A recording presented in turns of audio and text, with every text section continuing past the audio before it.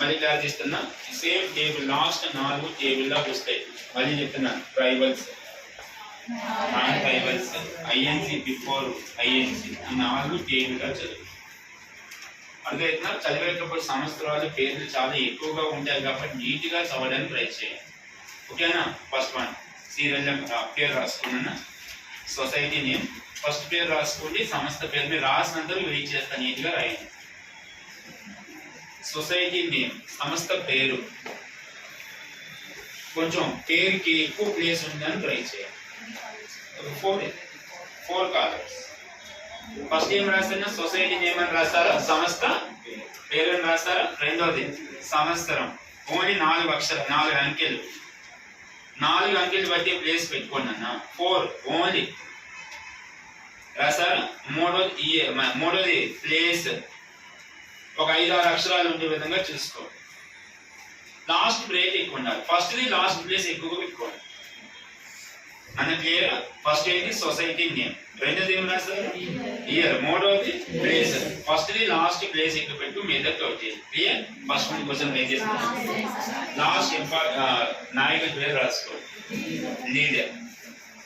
Same ఇంత ముందుగా same నన్ను clear. First one question right చేస్తాం, అయిన తర్వాత నేను అంతా రైట్ అండి. ఓకే, ఫస్ట్ క్వశ్చన్ రైట్ చేస్తున్నా. ఎక్కడ కూడా సీరియల్ నెంబర్స్ వేసుకోకండి.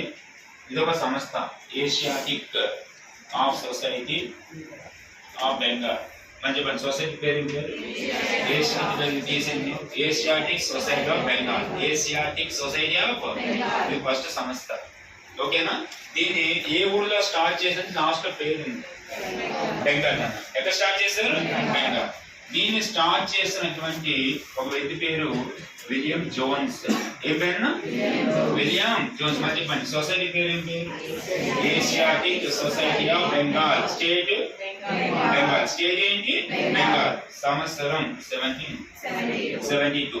రివర్స్ ఏంటంటే ఒకప్పుడు గ్రూప్ 2 నీకు వస్తుందన్న, రివర్స్ మెథడ్ అడిగాడు. ఏషియాటిక్ సొసైటీ బెంగాల్ 1772 లో స్టార్ట్ చేసినప్పుడు who was the British governor?